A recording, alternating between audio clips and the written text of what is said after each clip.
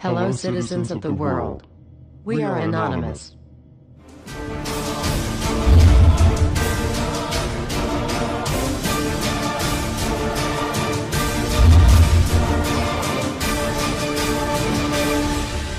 Guess what, world? We are back. Everywhere you look, corruption. We continue to fight pointless wars over lies, and we are killing innocents and letting our children die in wars just to ensure the Federal Reserve can continue their petrodollar scandal. We are sitting idly by while these crooks continue to loan fake money out to us at interest, stealing our homes, and enslaving our children. Let me make this extremely clear to all of you listening. Many corporations, especially the Federal Reserve, used the government to steal $17 trillion from your children. Your children did not have that money. They are now debt slaves. These people have stolen money from your children that are not even born yet, and sold their freedoms. They have enslaved you and many around the world. Wake up, world. And they did all of this by counterfeiting money and loaning it out at an interest. They have stolen hundreds of trillions from people around the world. Have you heard about Microsoft's Xbox manufacturers in China? They had to install suicide nets outside their buildings to ensure their employees don't jump out of the window to commit suicide. These are the conditions your children in the US will be working under when the debt is soon owed, and it will be owed. It is not a matter of if it will be owed, but it is just a matter of when. And it will happen as soon as the United States economy collapses, which will happen very, very soon. And if you think because you do not live in the United States this does not affect you, you are wrong. And you are next. The only way we can stop this is if we all unite together and fight it. People of the US are waking up to the Federal Reserve scandal, and the powers that be are currently afraid of retaliation. And that is precisely why they trying everything they can to disarm us. You know how the media has been saying gun violence has been out of control and at an all-time high. They are not simply twisting the truth here or exaggerating. They are absolutely bold-faced presenting lies to you. First off, realize, gun violence in the United States has always been shockingly low. And gun violence has dropped by 49% in the last 11 years. The already absurdly low gun violence in America has literally dropped in half. In half. The fact they are saying that it is at an all-time high perfect demonstrates how biased the government and the media is. If this doesn't prove to you that they have an agenda, then nothing will. Do you remember how the media keeps repeating that there has been 74 school shootings since Sandy Hook? Those 74 shootings were not even mass shootings like they claim. Most were suicides and none of them even took place at a school. Not a single one. They are presenting lies to you, America. When will you wake up? At some point you have to ask yourself, why would the government fake 74 mass school shootings involving children? If they get our guns, we will lose the fight against them. And they will take away absolutely all of your freedoms and you and your children will be forever slaves. And don't forget they purposefully put you and your children into that debt. And because the Federal Reserve is present in all countries, the other countries of the world are next soon after. This plan is called the New World Order. It is the same New World Order the Vice President of the United States called for on national TV a month ago. He said we need to strive for and complete the New World Order. This is also the same New World Order President George Bush and President Kennedy said is our country's lifetime goal. And the same New World Order George Bush said on national TV said will happen no matter what we do, and we cannot prevent it. This has all been a long-time plan. The Federal Reserve and their partners want complete control of humanity. We cannot let this happen. They want to rule over us, like kings and queens. And humanity will be forever lost to enslavement by a bunch of tyrants who have publicly admitted they want to kill off the majority of the population so the masses are easier to control. They are going to wipe your bloodline completely off of the earth. He'll tell you the order of things to happen. The enslavement will follow immediately after guns are taken away and you cannot fight back. If they cannot get the guns before the economic collapse, then they will wait until the economy collapses. When the economy collapses, people will be starving. There will be looters and shootings. The government will insist on taking guns away to help, and as soon as the guns are taken away, then we will fall into a complete dictatorship. Do not fall for it. Remember, They are the ones who caused the economic collapse to begin with. This is the same tactic used on Germans and it worked. So expect it. As soon as the economy collapsed and the masses were starving, the German government asked the people to give up their rights and they listened. And then eventually the government was throwing the naked masses into giant burning hot ovens for mass execution. Do not give up your rights. Do not give up your guns. Fight back, as they were the ones who caused the problem. Just so you know, the people who are behind this Federal Reserve scam and New World Order are the same ones who funded Hitler's campaign. Make no mistake, these people are as brutal as Hitler himself, even more brutal. In fact, now we are going to show you some. Assuming America grows some balls and we win, we will need an overall plan. We have come up with a perfect plan. This plan offers extraordinary possibilities. It will make for the most beautiful and free world you can ever imagine. If we are successful, we can leave a much better for our children. A beautiful world. Watch every minute of the rest of the video. Do not skip a single bit of it, as it is all important. If this one video gets out to and can change the world, this is your opportunity to make a difference. Please share this video. What you want with it, get paid for the views. We don't care. Just get the message out there for the world to see. Now sit back and relax, enjoy the movie.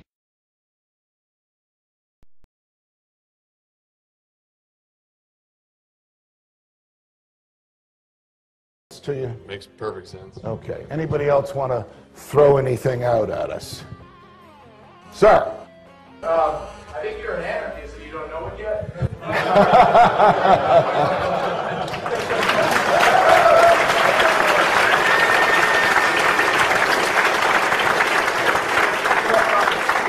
Do you hear me denying anything?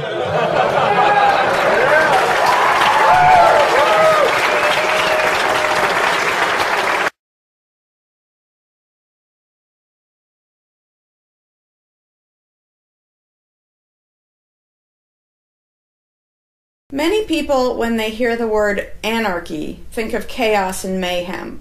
So they assume that an anarchist must be in favor of disorder and violence. That is the complete opposite of the truth. Most objections and complaints about the anarchist or voluntarist philosophy are not actually about the philosophy itself, but result from people misunderstanding what the philosophy is all about. To illustrate a few points, we will use the example of two fictional islands. Authoritania, where there is a ruling class or government, and Anarchia, where there is no ruling class of any kind. We will use these islands to examine several common misconceptions about anarchism. Lots of people think anarchy means every man for himself, or survival of the fittest, or the absence of any social cooperation or organization. They think that anarchy means everyone has to be self-sufficient. This comes from the false assumption that some kind of government is necessary for any organization to occur. Whether it's part of a republic, a democracy, a kingdom, or a dictatorship, a ruling class issues orders called laws and punishes anyone who disobeys them. That is not cooperation. That's domination. It's one group forcing its will on another. Authoritarianism can be used to force people into organized patterns, but that does not mean that people are incapable of organizing their activities without being forced. The most productive and useful examples of organization that we see today are anarchistic in nature. No one was forced to build the grocery store you go to. No one was forced to produce or sell anything in it. Everyone involved in the vastly complex operation of growing your food, transporting it, displaying it in the store, and selling it to you, everyone involved participates voluntarily, working in exchange for money. You and all the other store customers choose freely which store to go to and what to spend your money on. This purely voluntary arrangement allows for an amazingly complex degree of organized cooperation without anyone being coerced to participate. In contrast, under government, a very small group of people comes up with an idea and forces everyone else to participate in it and provide for its funding with tax dollars. In the authoritarian version of a supermarket, the ruling class would tell people what to produce and how much, what prices to charge, and they would tell customers what they must buy and what they must pay. Anyone who did not comply with the centralized master plan would be punished in some way. That is how government does things. Which one of these would you prefer? Another common but incorrect assumption is that if there were no ruling class or no government, people would have no way of defending themselves against common criminals or foreign invaders. Again, this is simply not true. The government version of protection is inherently hypocritical. Governments will use their hired law enforcers to find and lock up some of the private thugs and thieves and prevent them from preying on people. But every ruling class gets the money for its operations by way of taxation, demanding money from its subjects and punishing those who don't pay up. Oddly, every ruling class insists that it needs to be able to forcibly control and extort money from people in this way in order to protect them from private criminals who might try to forcibly control and extort them. In contrast, if there is no government, people do not lose their inherent right to defend themselves from violence or to defend what they have from those who would take it. Every person has this right, and they also have the right to organize and cooperate with each other to exercise that right. Organizing for mutual defense does not require any government-granted laws or authority. No one wants to be attacked or defrauded, and everyone wants to feel safe. Whether each person takes this on himself or herself individually, or whether they hire and organize others to do it on their behalf, it can be done on a voluntary basis.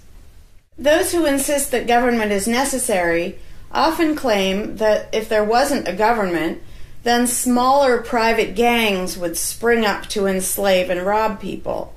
Organized crime gangs exist along with government, and most people do not understand the dynamics between them and how government enriches and empowers organized crime while appearing to fight it. Black markets enrich organized crime, and money allows them to buy government protection.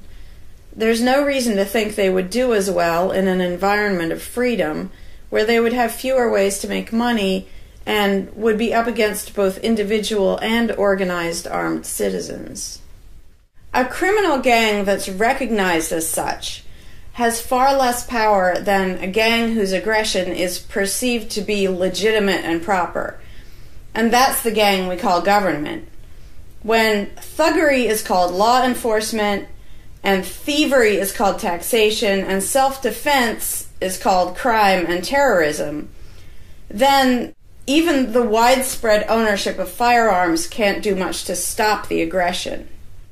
Imagine a private gang trying to do the things that government does without the aura of authority, and imagine how a well-armed population would respond to this. The gang would fail quickly and dramatically. Another concern that people have when they first consider the idea of a stateless society is that some people are truly malicious, destructive, and sociopathic.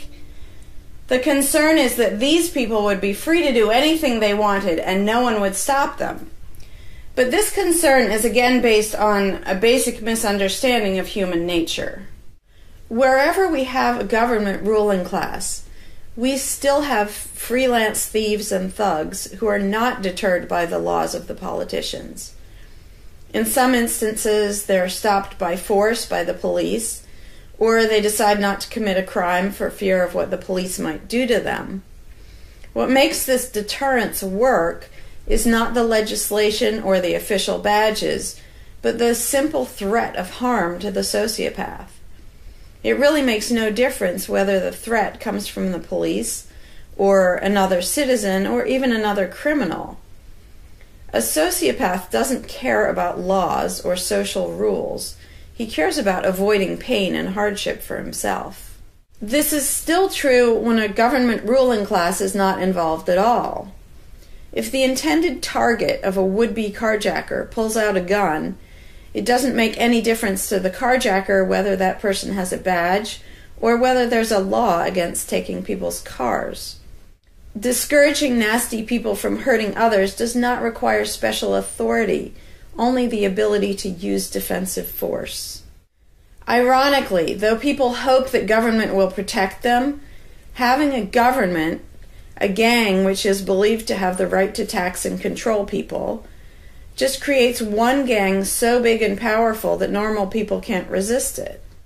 In short, to create a huge gang and then give it societal permission to control and extort people with the hope that this gang will prevent theft and thuggery is simply a self-contradictory idea, but that's what government always is. Some people might assume that if people organize for mutual protection and defense, then that's what government is. But there's an essential difference.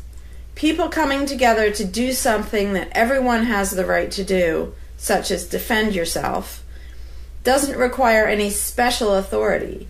It's not government unless one group of people claims the right to do things which others do not have the right to do, such as taxing and controlling innocent people. Organized defense can be very effective without supposing the special right to rule over others.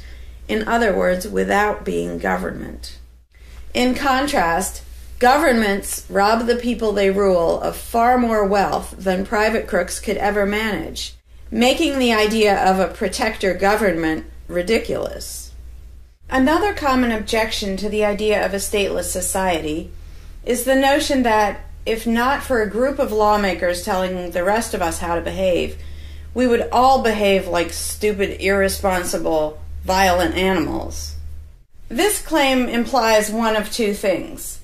Either we normal people have no idea what is right and wrong unless and until politicians tell us, or the only reason we want to do the right thing and coexist peacefully is because politicians told us to.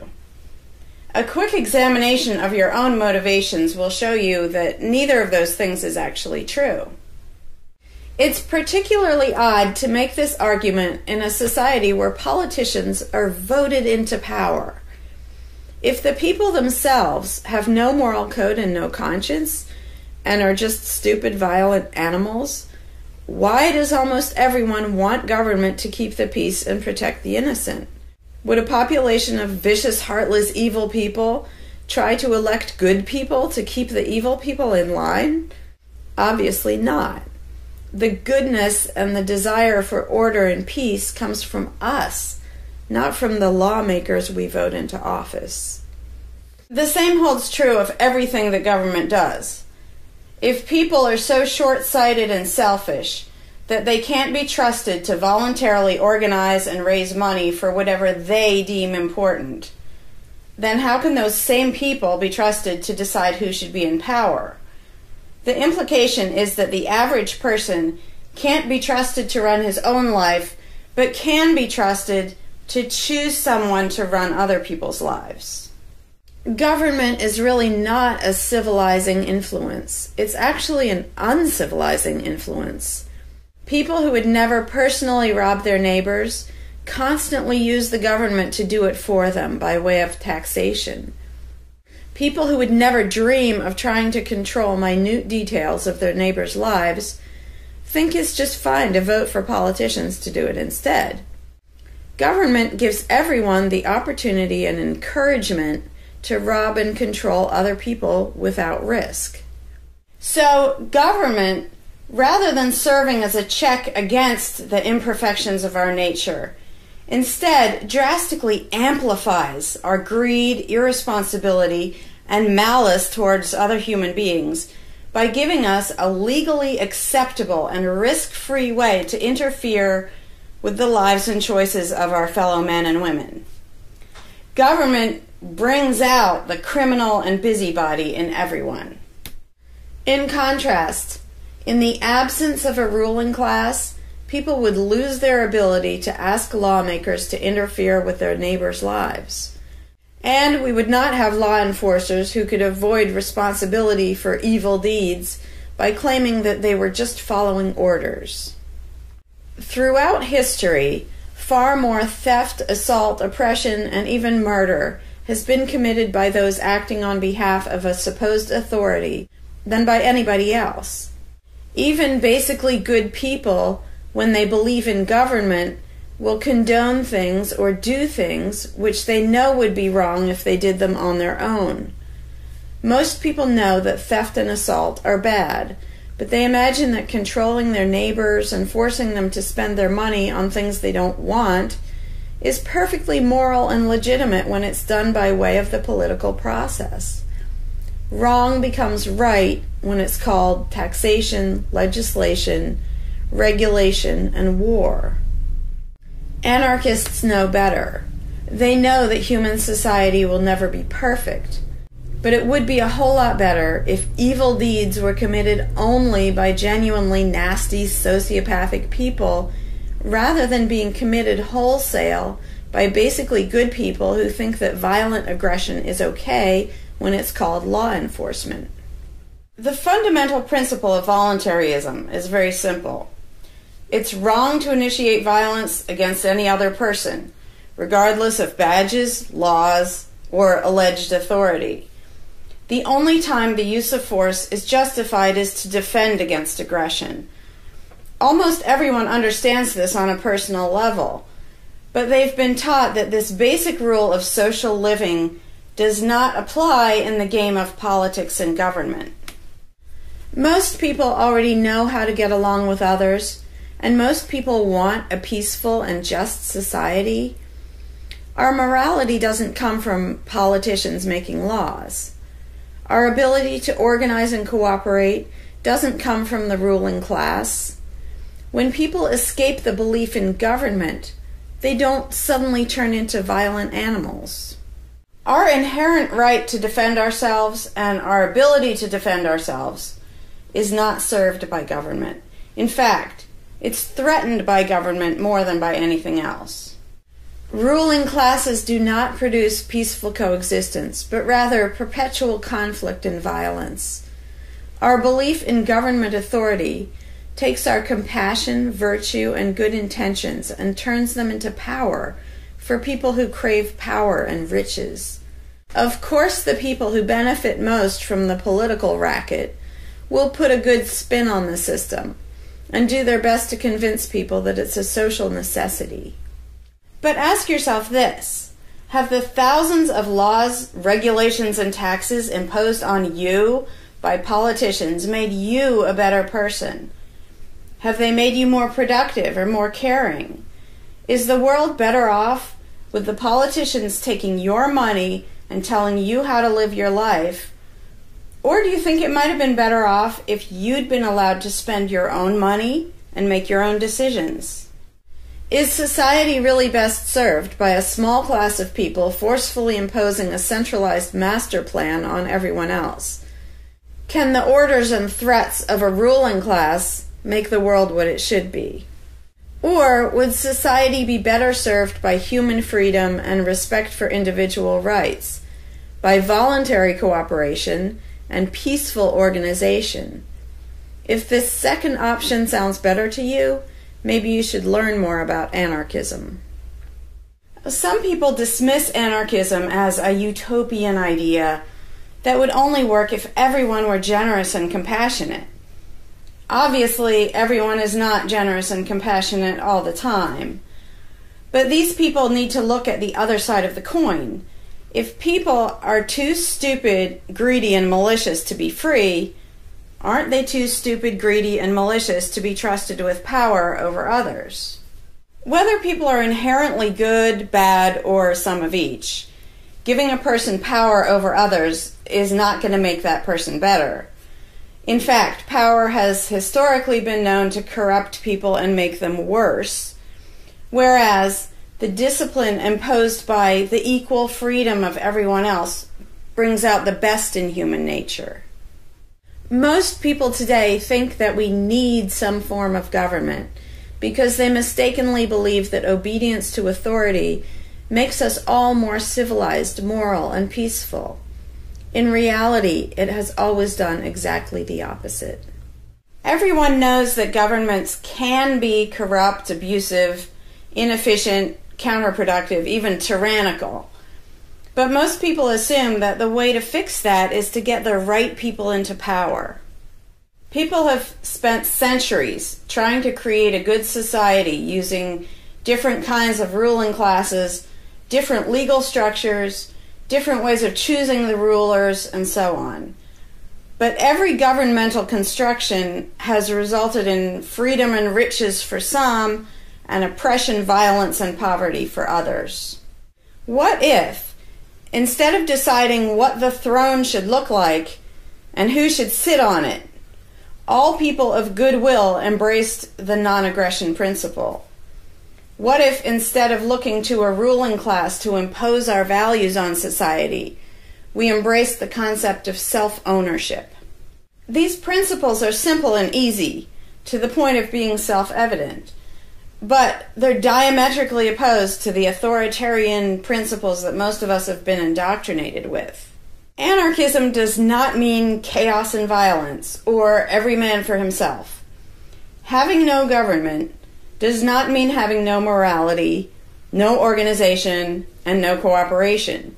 Simply put, anarchism does mean that no one is your master and no one is your slave. And that's all it means. Howdy, Larkin Rose here. I'm feeling slightly less than entirely patient and polite today, so if this video gets slightly caustic, too bad. This video is for all the people who are constantly saying, well, if not for government, we couldn't have roads, or we couldn't have police, or nobody would care for the poor, or we wouldn't be protected, whether it's from local thugs or from foreign invaders. We wouldn't have this, we wouldn't have that. So thank goodness we have government and taxes, because we wouldn't have any of those things. And the first way I'd respond to that is by pointing out the assumptions that underlie that complaint, that argument. Basically what people are saying, because let's be clear about what the terms mean, government is the people who boss everybody else around. And taxes are those people demanding money from us. So they basically tell us, hand over a whole bunch of money and we'll decide how to take care of you. We'll decide how to spend your money. If we don't like it, too bad, we don't really have a choice. Like, well, you can vote in a few years and maybe something will change, even though it totally won't. So that's what people are saying. Basically, if we didn't have a ruling class stealing our money and then supposedly spending it to protect us, how could we possibly have roads or anybody to protect us? The implication is that in this country, for example, 300 million people would just sit around thinking, oh, we can't do it. Without politicians and tax collectors, we can't have a road, we can't protect each other, and we can't... And it rests on this bizarre assumption that things that almost everybody wants, they wouldn't do anything to make happen unless there were politicians forcing us to give them money so they can make it happen. And so an example I like to use is, let's apply the same argument to food, because food is pretty darn important. I think everybody can agree. Let's apply the same argument that statists use about the roads or caring for the poor or protection or anything like that. The argument would go like this. Now, in the context of food, listen how idiotic this is.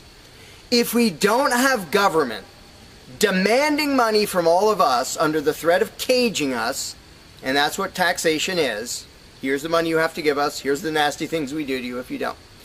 If that didn't happen so that they could build a big food production and distribution system and feed us, well, we'd all starve. We'd all just sit around saying, gosh, I wish we had food, but, you know, no politicians and tax collectors. We're just going to sit around and starve to death. Now, in this country, nobody would believe something that stupid, because all you have to do is go to a supermarket and see a perfect example of really efficient, organized cooperation that nobody is forced to do. There is no, you know, if you're going to make the argument that people make about roads and protection and all that, you'd say, well, nobody is forced to make any food for anybody in this country. How do you know everyone's just going to say, well, it's not my job, and we'll all starve to death? There's no guarantee. There's no master plan guaranteeing that we'll all have food. So obviously we're all going to starve if we don't have an authoritarian government stealing our money and then making food and giving it to us. Because golly gee, we couldn't possibly do it voluntarily ourselves. Again, in this country, nobody makes that argument because they see it happening voluntarily. Nobody involved is forced to do that. Nobody is forced to make you a single bite of food. There is no guarantee at all from anybody. And yet, Americans are, by and large, hugely overweight. Obviously, we don't have a lack of food. We might have a lack of healthy food. But obviously, we see that example, oh, we can handle that. You know, voluntarily, mutual cooperation, that's fine for food, but for some reason, it's not okay, and we can't even fathom the idea of the exact same thing handling roads, or handling protecting us, or other things that almost everybody wants. So there's, in the question, is this bizarre assumption that everybody will sit around really, really, really wanting something, but because there aren't politicians bossing us around and stealing our money, well, how could we possibly do it? And one of the most common things is, who will build the roads? Which is amazingly stupid to me. Just amazingly stupid. I have here in my pocket a little tiny thing. With this little tiny thing, I can be most places in this country and call people all over the world. And I own it myself. I'm not anywhere near rich these days, but I own one. Almost everybody I know has one of these. A little thing that can fit in your pocket, and just on a whim, you can open it and talk to somebody who's on the other side of the planet. And there was no coercion. Nobody forced anybody to make one of these. This is the result of voluntary cooperation. And that's it. Free trade. Organization, yeah, good. Cooperation, yeah, good. Coercion, which is what government is, and taxation, which is theft, didn't need that to do this. So what these people are telling me, oh, we wouldn't have roads if we didn't have government, is that somehow free individuals, relatively free, interacting voluntarily can make it so I can talk to almost anybody in the world on a little thing that fits in my pocket on a budget that is not a very good budget at the moment, but I still have one of these. That freedom, not authoritarianism, can supply me with this, but freedom cannot achieve a flat place. Because that's what a road is. It's a flat place. From here to there, because we have these machines that take us from here to there. By the way, we don't have those machines because of government. We have those machines because of free enterprise and voluntary interaction and cooperation. The idea that freedom can make a car but can't make a flat place is just idiotic. You really think we can't make a flat place? And so I ask people, and they say, well, who will build the roads? Are you really telling me that you really and truly think that if government fell off the face of the earth, 300 million people in this country, 7 billion if you want to include the whole planet, would sit around in their houses thinking, golly, I wish I could go visit Fred, but I can't because there's not a flat thing from me to him, and I don't know how to do it. And the other 300 million or 7 billion people, we can't possibly do it because there aren't any politicians and tax collectors.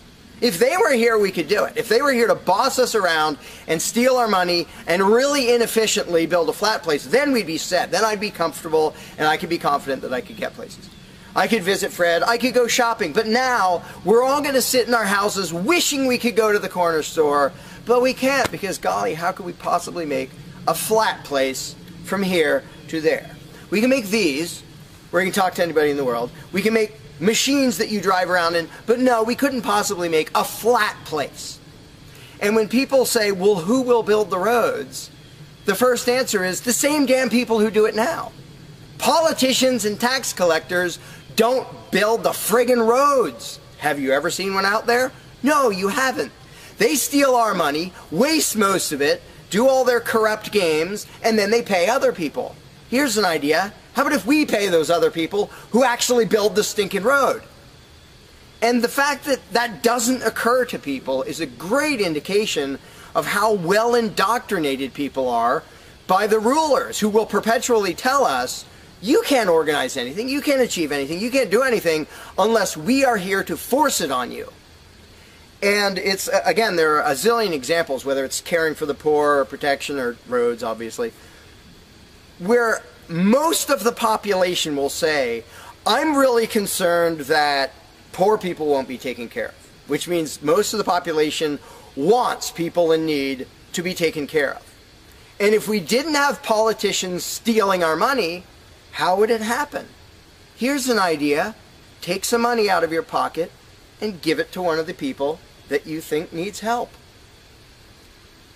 Why would you not comprehend that, but you would comprehend some guy 1,000 miles away passing a law to send an armed thug to take your money, to waste 90% of it, and then give a little bit to somebody who may just be defrauding the system or may actually need it?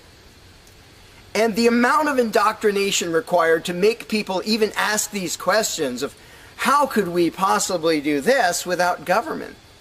What do you think government adds to the equation? It doesn't add any resources. It doesn't create anything. Everything it gives away, it steals from us first, by way of taxation. It doesn't add any skills. It doesn't add any knowledge. The people who are here would still be here if the institution of government fell over. We have all the know-how, we have all the resources, all the technology. The only thing it adds is one group that's imagined to have the right to violently assault and control and extort everybody else. So what the question really means is, how could we have a road, or how could I help that poor, or how could that poor person be helped, or how would anybody protect us if there wasn't a gang of thugs with permission to violently control and rob us? And when you recognize that that is literally what the question means, you already see how utterly idiotic it is. And it's completely the result of authoritarian statist indoctrination. Nobody would come up with that on their own. And you obviously don't see that with the example of food or cars or cell phones or anything else. Nobody says, we won't be able to talk to each other unless there's a gang of thugs that's allowed to boss us around and steal our money. And just economically, how stupid you have to be to think that's a good idea. Here are your choices. Let's do this. I'll give you these two choices for how you will be fed from now on. Either you can go spend your own money wherever you want. You can go to the supermarket or the local this or the local grocery, whatever you want. You can go decide what you want, and they'll tell you the price. You decide what you're going to buy and how much. And you can go to different places and you can shop around and you can do all that. That's option number one. But let me warn you, option number one does not give any guarantee that you will be fed. There's no master plan forcing people to feed you. So, oh my gosh, you better be really scared of that option, despite the fact that you can do it day after day and it works really darn well and feeds pretty much not only this country, but with a massive surplus. So that's option number one that apparently statists are scared of. Option number two is politicians will take as much money of yours as they decide to take. Then they will decide what, if anything, they will buy with that money in terms of food to give to you, to feed you. Do you really think that will serve you better, that will feed you better? Yeah, I'm much more comfortable that I'll have I'll be fed, I'll be secure, everything will be okay. If a gang of thugs who doesn't really care about me steals my money and then decides what, if anything, to give me back from what they stole. But that is implied in the question, whatever you put in the blank. How are we going to have blank if not for government? What you're saying is, how can we, the people who really want roads and food and cell phones and protection and all the things that almost everybody wants, how can we possibly have that unless we give someone permission to steal our money and boss us around and then decide what they're going to give us? And the same thing applies no matter what you put in the blank. How will we possibly do blank without government? One of the silly ones is caring for the poor. How will we care for the poor? Think of what that means. Like when more than half the country votes for a party to take care of the poor, it's more than half of the country saying, we're really concerned and we want to make sure that the less fortunate are taken care of, but we don't believe that normal people acting in freedom will take care of them. Well, if the people didn't care about the poor, they wouldn't win the election. By definition, if you vote for a welfare state, you're an idiot.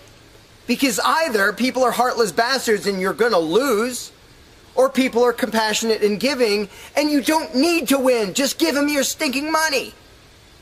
But people play the game, and that's the Democratic Party lives off of the idiotic notion that you're all so heartless that you should vote for us to steal your money to give to the poor. And half the country falls for it. Yeah, we're all so heartless that we voted you into office for the specific purpose of taking our money to help the less fortunate. That's just freaking brilliant. How about if half the country just gave their stinking money to the less fortunate? And then the less fortunate would all be rich, because it would be 1 trillion times more efficient than the government version of welfare ever is. Also, it would be actual charity instead of mass theft and corruption and fraud and all that fun stuff. But what takes the cake, the ultimately insane thing, whatever you put in that gap, how can we have blank without a parasitic ruling class and a bunch of hired thieves? It's just a stupid question, but it's extra super stupid when what's in the blank is, how will we be protected? Who will protect us from thieves and robbers if we don't have government? It's the most idiotic question. It's also the most frequent question from statists. So here's what the question literally means. If we don't give a certain gang of people permission to violently control us and take our money under threat of putting us in a cage, who will protect us from people who might commit aggression against us and take our money? Wanting government for that is exactly as brilliant as saying, we have to have a carjacker in our town, otherwise somebody might steal our cars. Government is an appointed thief. If you don't think taxation is theft, first of all, you're a really well-trained slave. Second of all, try not paying, see what happens. See if they say, oh, it's quite all right. Or if they say, no, you're going to pay, or we're going to take your stuff, or eventually we'll put you in a cage. And when people say, that's not theft, because we get something back. Learn to think. And I use this example all the time, and all I ever get is stupid looks from statists in response. If I robbed you at gunpoint of $100, and the next day I gave you a sandwich, and you said, what? I said, hey, now everything's fine, because you benefited. I gave you a service. I gave you lunch, so that retroactively makes it okay that I robbed you at gunpoint. Would you buy that argument? No, you'd say, that doesn't make it okay. I don't care that you gave me a sandwich. And yet every statist makes the exact same argument when it comes to government. Well, we get some stuff for it after they demand our money under threat of violence and putting us in a cage. Then we get services or goods. And we don't get what we asked for, and we get lots of things we didn't ask for. But we kind of get something, and that retroactively makes it okay for them to say, give us this much of every paycheck you make, or we're sending men with guns to take your property. And the slaves justify their own enslavement. I'm proud to pay my taxes. I'm proud to get robbed by a parasitic ruling class and get a little bit back and feel good about it. Like, not only is that legitimate and justified, but I feel proud that I let myself get robbed by a bunch of crooks and parasites. But again, the ultimate thing is protection. When people say, who will protect us from aggressors and thugs and thieves if we don't have a government? Even though what government is, by its very nature, is a gang of aggressors and thugs and thieves. They issue commands. Every law they pass is a command backed by a threat of violence. You have to do this, you're not allowed to do that. Here are the nasty things we will do to you if you get caught disobeying. I mean, everybody knows that, even though they don't usually say it in terms that blunt and honest and accurate. But to say we need taxes to be protected is as stupid as you can get. It's saying we need theft to avoid theft. And the fact that people are trained to use different words so that this theft sounds okay. It's legalized, it's taxation, and we voted for the people who robbed us. Like, we got to elect our local carjacker, and that means he represents us when he demands our car and points a gun in our face. He's serving us as he steals our car, because he's going to use that car and sell it and make money to make sure nobody else steals our car. That is the essence of government. And the fact that you have hundreds of millions of victims of that scam vehemently defending it and saying, I'm not going to give that up. I don't want to give up government. Who would protect us? I don't want to give up the biggest aggressor on the planet, the biggest thief on the planet. Look at your tax bill and see how much private crooks steal from you. So before you ask that question, before you ask, how could we possibly have roads or protection or water or air or Christmas or Santa Claus or any of the zillion things that statists imagine we can't possibly have without a ruling class. Think about what the question actually means. Because when you get to the point where you understand the implications of your own question, asking, how can we possibly have this without a parasitic gang of thugs robbing us? When you actually understand what you're really asking, you won't ask the question because you will realize it's completely freaking idiotic.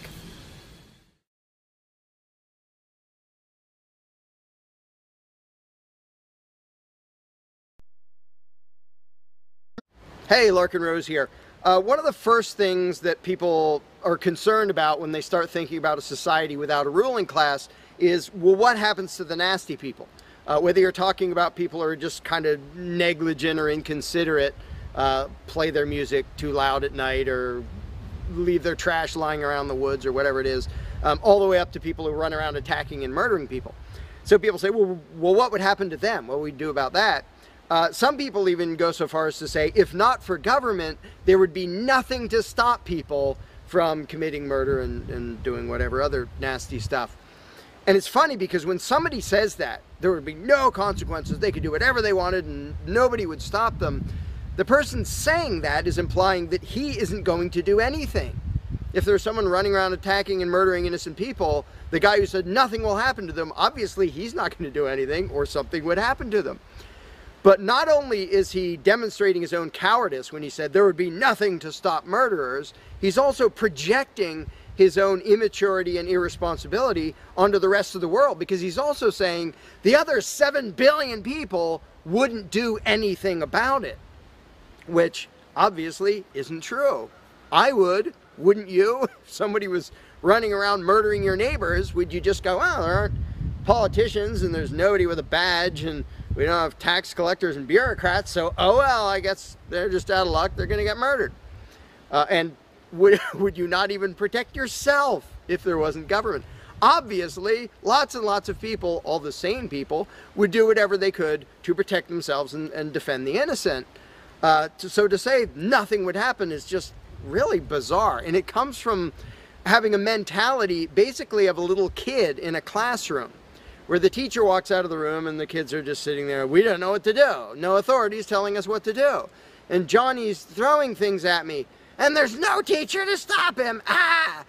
Because most people, having been trained into authoritarian mentality, it never occurs to them that they are the ones who should fix anything, who should stop anything. And so when people say, well, what would be done about this and that and the other thing, nasty people doing nasty things, the first thing I ask is, well, what would you do about it? Because people are so into the mentality that there has to be some master plan and some authority who writes down the law of here is what will be done with those people, that people don't think in terms of, well, what would I do about it? Which is why I always ask people, well, what would you do about it? You're a person just as much as me and just as much as the other 7 billion. What would you feel justified in doing if somebody was polluting or playing their music too loud at night or running around murdering people or whatever in between you can think of? Any nasty thing, what would you feel justified in doing about it? Because there's a very basic rule of being a moral human being, which is if it would be wrong for you to do something, don't ask anybody else to do it. And the rule is so simple, so self-evident and obvious that most people will go, well, duh, of course. Trouble is, nobody in the world who believes in government abides by that rule. Nobody.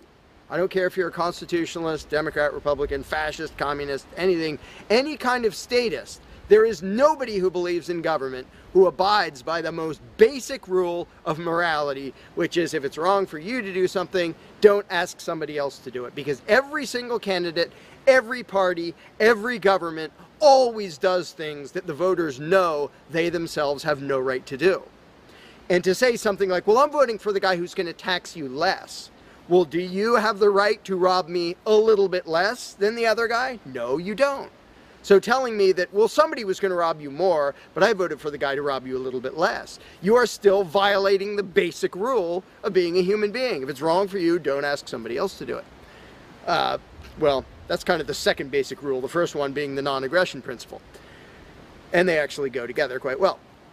But when people are in the mindset that there's going to be some major centralized plan to deal with whatever, polluters or people who play their music too loud or murderers or whatever else, they have to get out of that mindset. They have to start to think that maybe they are among the people who have to do something about it. So instead of saying, what will be done about such and such, well, what will you do about it? What should I do about it? And this doesn't magically make all the problems go away, but the actual practical challenge of dealing with most disputes is trivial compared to the challenge of getting people to think like responsible adults, where they start to think, well, maybe it's up to me.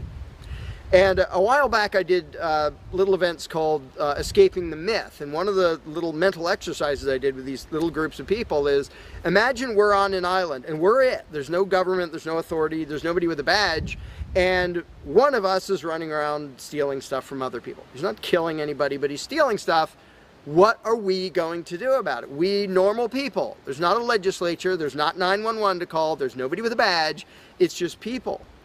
And so with that specific example, I would ask people, so what do we do?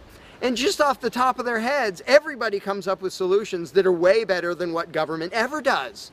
First of all, every government solution is, all right, step one, I get to rob everybody. That's the government solution. Well, we're going to tax everybody so we have the resources to stop that other robber. Well, in the island scenario, nobody is stupid enough or insane enough to start with that, to say, well, let's see, so somebody's stealing our stuff. Okay, first, I get to rob all of you so that I have the resources to protect you from him. Nobody is that insane. Everybody is insane enough to believe that who believes in government. And I did for many years. I was stupid enough to actually think that it was rational and moral to advocate mass extortion in order to protect people. And that's just stupid. So I just believed something insanely stupid for a very long time. Most of the world still believes that. But in a setting where people are put on the spot and they're responsible for what happens, they don't do that. They don't say, well, I get to boss everybody around and take their money. Nobody does that.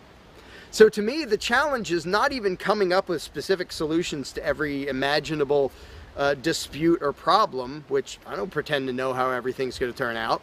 And I don't intend to be emperor of anarchy. I'm not going to be in charge of the world. But getting people to the mindset where it's up to them, where there's just people, we're it.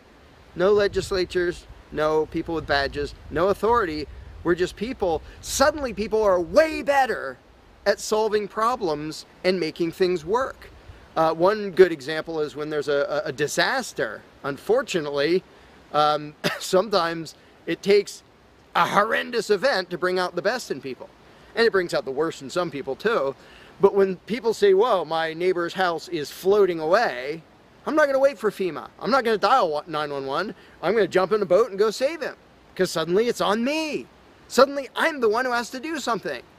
And when it occurs to people that they're the ones who have to do something, and unfortunately, usually that only happens in a complete disaster area, when it occurs to people and they suddenly take on the responsibility and start to think like adults, their solutions are generally a lot better than any government solutions, and ever are. But to get to that mentality, people have to shift from the authoritarian mindset to the mindset of a self-owning individual who realizes there is nothing above me. There is no magic unicorn who's going to come to save the day, who's going to come save me from polluters or somebody playing their music too loud or murderers or whatever it is. It's just us.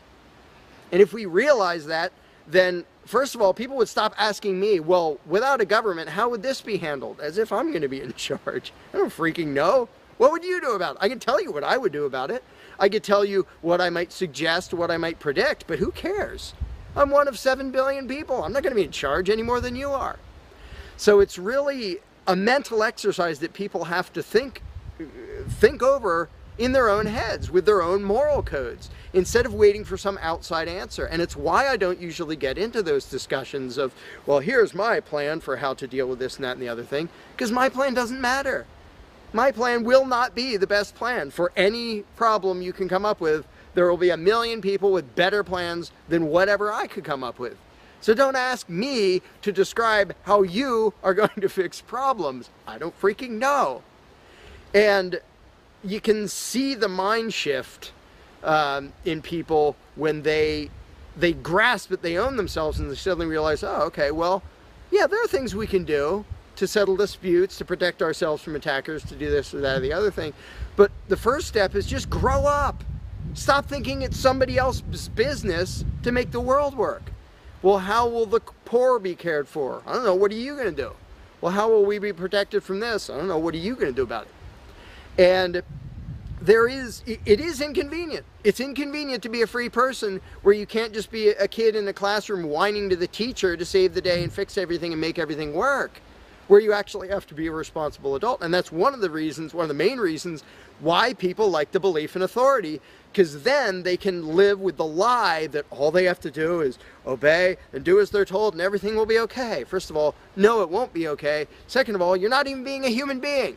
You just threw your free will out the window and became somebody's slave in the hopes that that would help humanity. It doesn't help humanity for you to be a slave. It doesn't help humanity for everybody else to be a slave.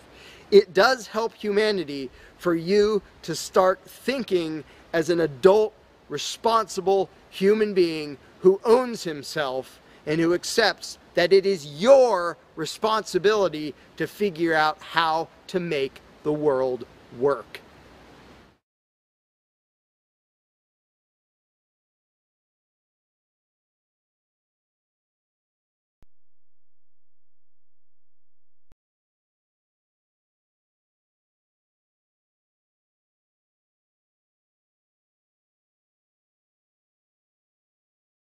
You cannot begin to imagine in how many ways the world is the opposite of what you have been taught to believe.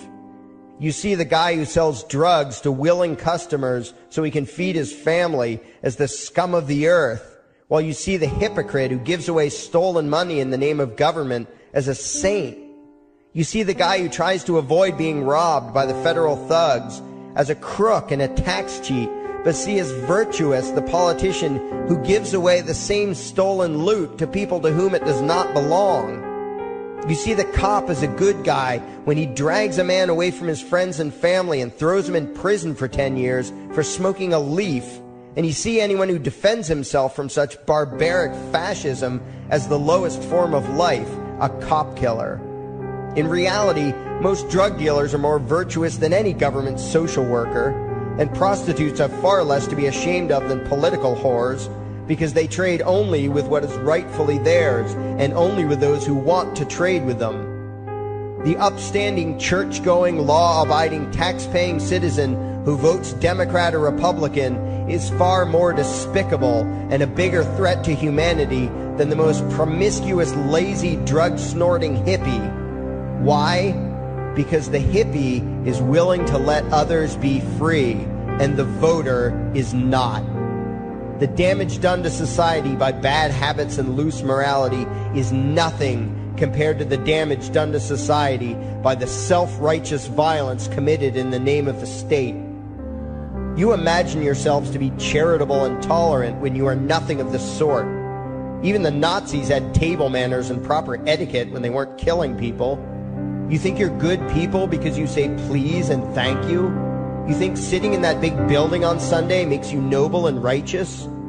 The difference between you and a common thief is that the thief has the honesty to commit the crime himself, while you whine for government to do your stealing for you.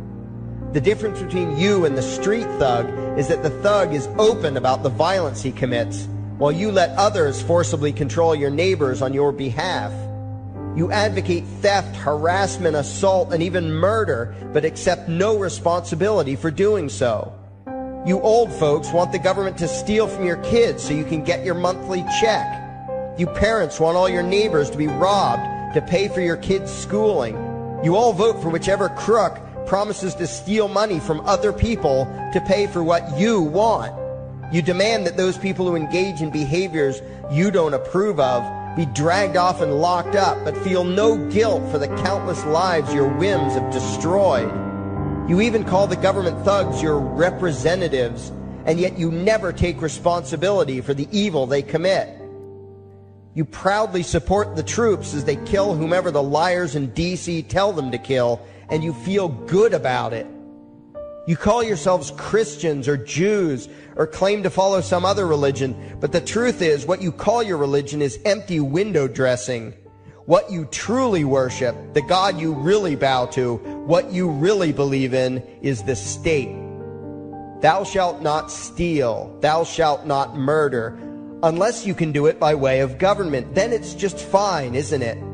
If you call it taxation and war, it stops being a sin, right? After all, it was only your God that said you shouldn't steal and murder, but the state said it was okay. It's pretty obvious which one outranks the other in your minds. Despite all the churches, synagogues, and mosques we see around us, this nation has one God and only one God, and that God is called government. Jesus taught nonviolence and told you to love your neighbor, but the state encourages you to vote for people who will use the violence of government to butt into every aspect of everyone else's life. Which do you believe? To those about to stone a woman who had committed adultery, Jesus said, "Let him who is without sin cast the first stone." But the state says it's perfectly fine to lock someone up if they do something you find distasteful, such as prostitution. Which do you believe? The Christian God says, "Thou shalt not covet," but coveting is the lifeblood of the beast that is the state. You are taught to resent, despise, and hate anyone who has anything you don't have. You clamor for the state to tear other people down, steal their property, and give it to you. And you call that fairness. The Bible calls it coveting and stealing. You are not Christians. You are not Jews. You are not Muslims. And you certainly aren't atheists.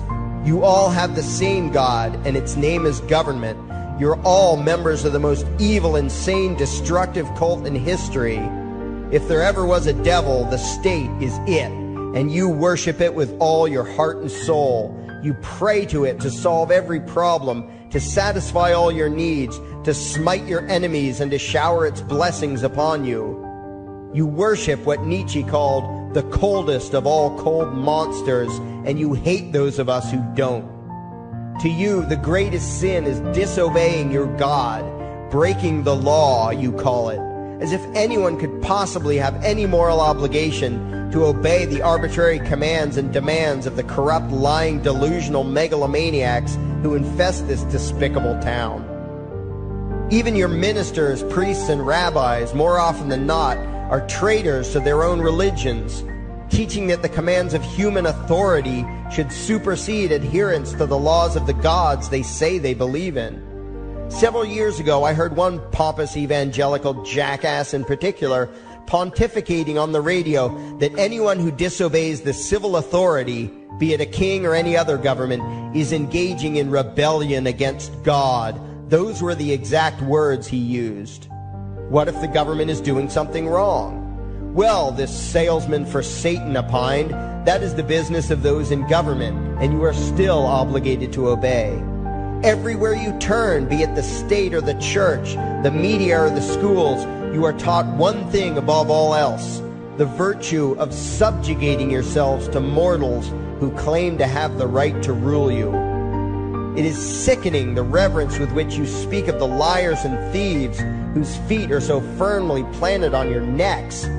You call the congressmen and the judges honorable, and you swoon at the magnificence of the grandiose halls they inhabit, the temples they built to celebrate the domination of mankind.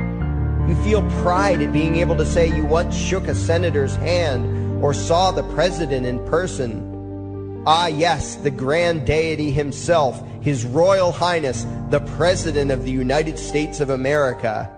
You speak the title as if you're referring to God Almighty.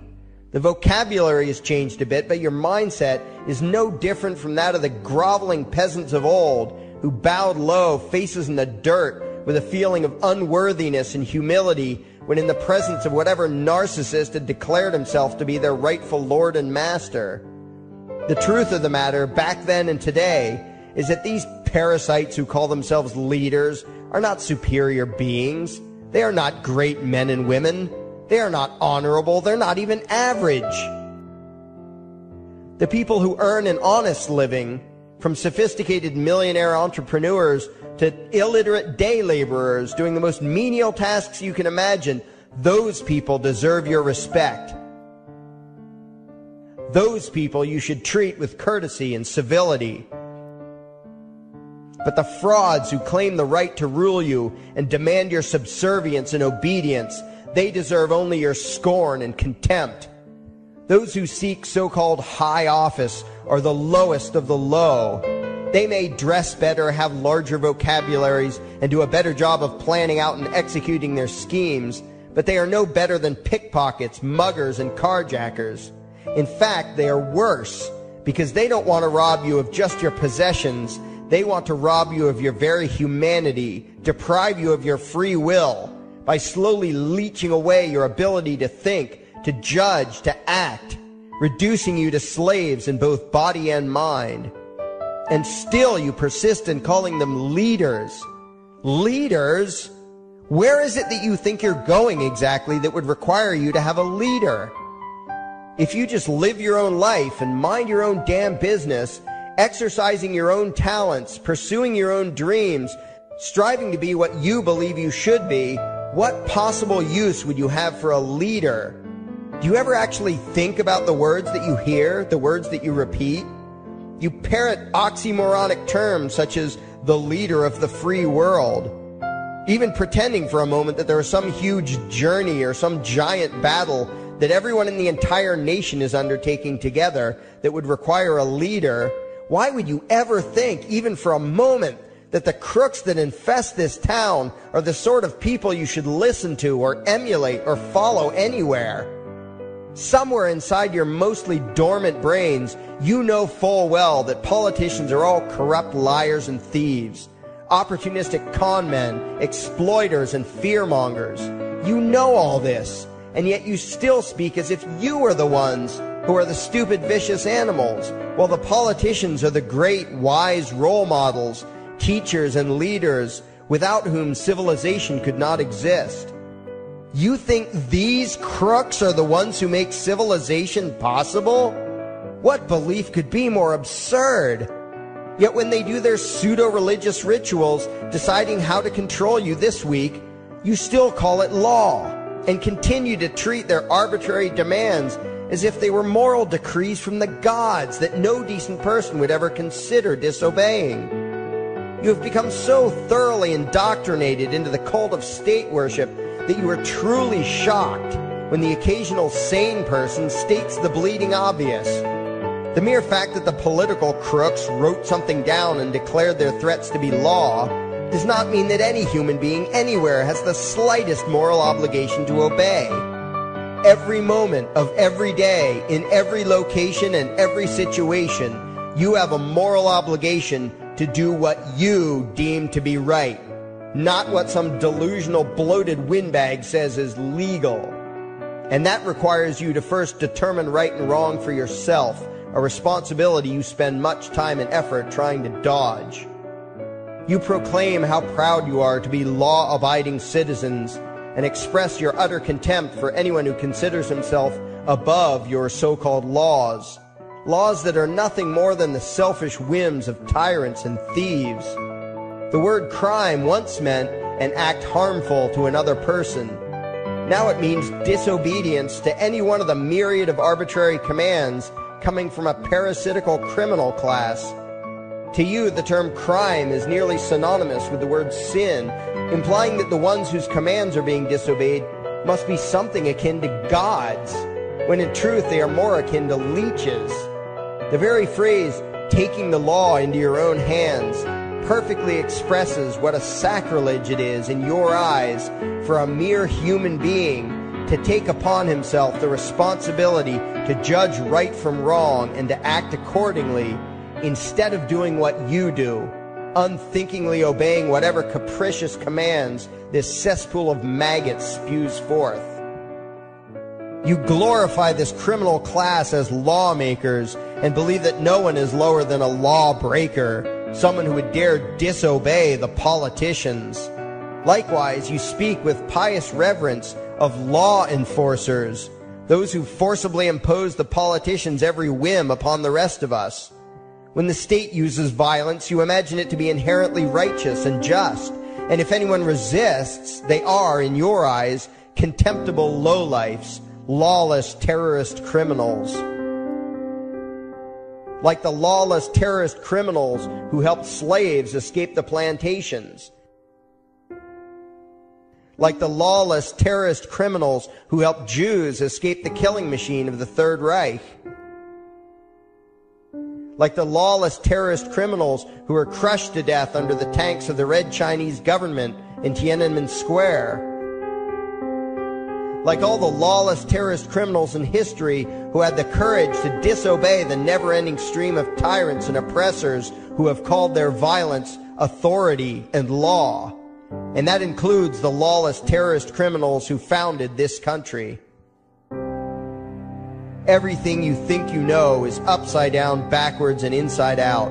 But what has to take the cake, the height of your insanity, is the fact that you view as violent terrorists the only people on the planet who oppose the initiation of violence against their fellow men. Anarchists, voluntarists, and libertarians. We use violence only to defend ourselves against someone who initiates violence against us. We use it for nothing else. Meanwhile, your belief system is completely schizophrenic and self-contradictory.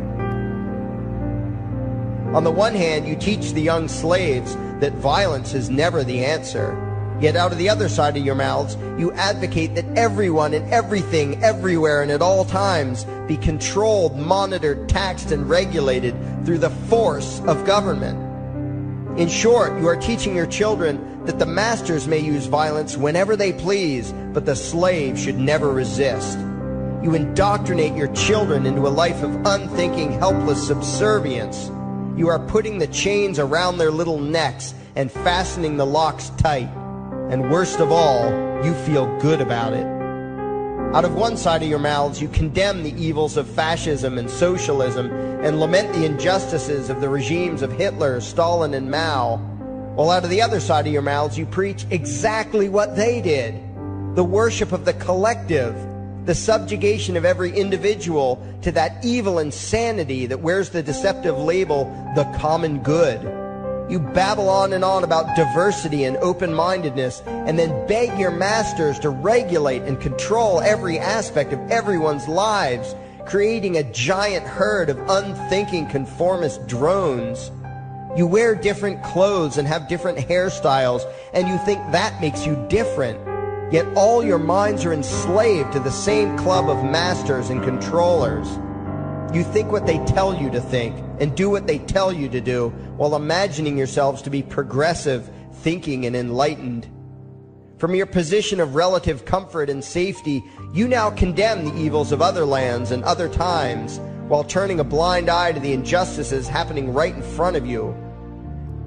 You tell yourself that had you lived in those other places, in those other times, you would have been among those who stood up against oppression and defended the downtrodden. But that is a lie. You would have been right there with the rest of the flock of well-trained sheep, loudly demanding that the slaves be beaten, that the witches be burned, that the nonconformists and rebels be destroyed. How do I know this? Because that is exactly what you are doing today. Today's injustices and oppressions are fashionable and popular, and those who resist them, you tell yourselves, are just malcontents and freaks, people whose rights don't matter, people who deserve to be crushed under the boot of authority. Isn't that right? You bunch of spineless, unthinking hypocrites, look in the mirror. Take a good look at what you imagine to be righteous and kind. You are the devil's plaything. The crowds of thousands wildly applauding the speeches of Adolf Hitler, that was you. The mob demanding that Jesus Christ be nailed to the cross, that was you. The white invaders who celebrated the wholesale slaughter of those godless redskins, that was you. The throngs filling the Colosseum, applauding as the Christians were fed to the lions, that was you. Throughout history, the perpetual suffering and injustice occurring on an incomprehensible scale, it was all because of people just like you. The well-trained, thoroughly indoctrinated conformists, the people who do as they're told, who proudly bow to their masters, who follow the crowd, believing what everyone else believes and thinking whatever authority tells them to think, that is you. And your ignorance is not because the truth is not available to you. There have been radicals preaching it for thousands of years. No, you are ignorant because you shun the truth with all your heart and soul. You close your eyes and run away when a hint of reality lands in front of you. You condemn as extremists and fringe kooks those who try to show you the chains you wear because you don't want to be free. You don't even want to be human. Responsibility and reality scare the hell out of you, so you cling tightly to your own enslavement and lash out at any who seek to free you from it. When someone opens the door to your cage, you cower back in the corner and yell, "Close it, close it." Well, some of us are finished with trying to save you. We've wasted enough effort trying to convince you that you should be free. All you ever do is spout back what your masters have taught you, that being free only leads to chaos and destruction, while being obedient and subservient leads to peace and prosperity. There are none so blind as those who will not see. And you nation of sheep, would rather die than see the truth.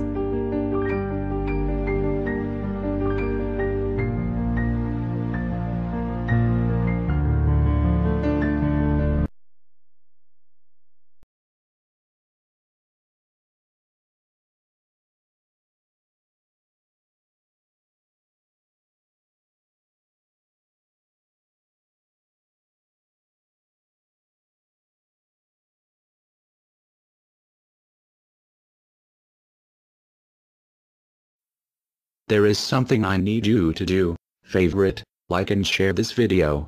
Now that you have done that, go to your browser add-ons, download YouTube Video Downloader, come back to this video and save the video to your computer and upload it your YouTube channel. Use a different title than the one used for this video.